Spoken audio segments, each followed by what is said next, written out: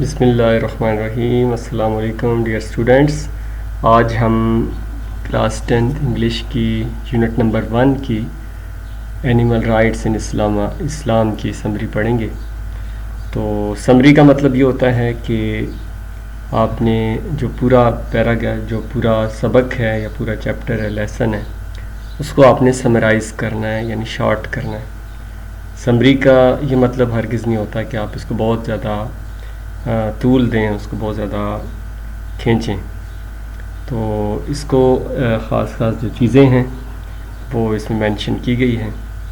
So let get started. Animal rights are of most important in our religion. ہمارے مذہب میں ساتھ ساتھ اردو کو بتاتا جاتا ہوں، اکثریت بچے سمجھتے ہیں، آسان ہے انگلش، لیکن جن بچوں کا تھوڑا پرابلم ہے میں ان کو تھوڑا بتاتا ہوں۔ In Islam animal rights are deeply rooted in the principles of compassion. Principle ہوتے ہیں اصول، کمپیشن ہوتا ہے ہمدردی، پیٹی، رحم، mercy and justice. Animals are seen as communities, جیسا کہ قرآن مجید میں بھی حوالہ دیا گیا ہے کہ اینیمل جو جانور ہیں یہ ایک کمیونٹی ہے، ایک برادری ہے، لائک ہیومن، انسانوں کی طرح، as stated in the قرآن، جیسے قرآن مجید میں بیان کیا گیا ہے، and are part of God's creation each with its own purpose and role۔ ہر ایک کا ایک مقصد ہے اور ایک کردار ہے۔ اسلام teaches that animals should be treated with kindness, respect and care۔ The Prophet Muhammad sallallahu alaihi wasallam, peace be upon him, showed great compassion towards animals, warning against cruelty and encouraging human treatment even during slaughter۔ slaughter کا مطلب ذبح کرنا۔ during جب اس کو ذبح بھی کیا جائے تو اس کے لیے چھری کو تیز رکھنا اور اس کسی جانور کے سامنے ذبح نہ کیا جائے۔ تو یہ چیزیں کیونکہ عید نزدیک آ رہی ہے تو یہ ذہن میں رکھنی ہے۔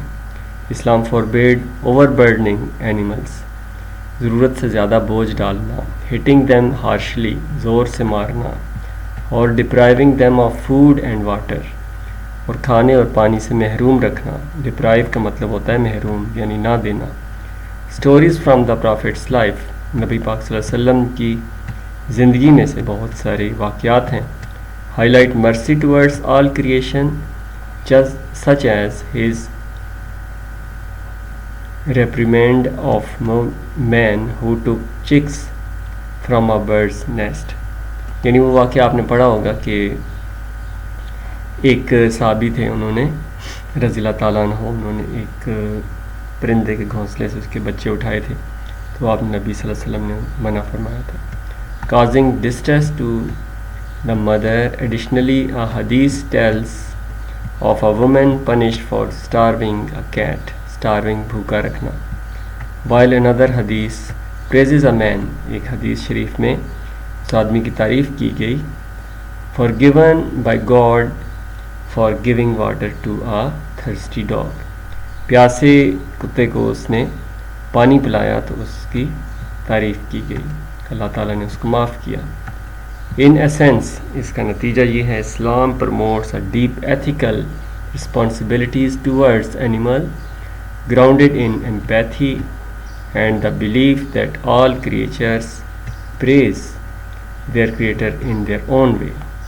ہر جانور، ہر مخلوق اپنے انداز میں اللہ تعالیٰ کی تعریف کرتی ہے۔ چڑیاں بولتی ہیں صبح کے وقت یا شام میں، جو بھی جانور بولتا ہے وہ اللہ تعالیٰ کی تعریف کر رہا ہوتا ہے اپنے انداز میں، ہم سمجھ نہیں سکتے۔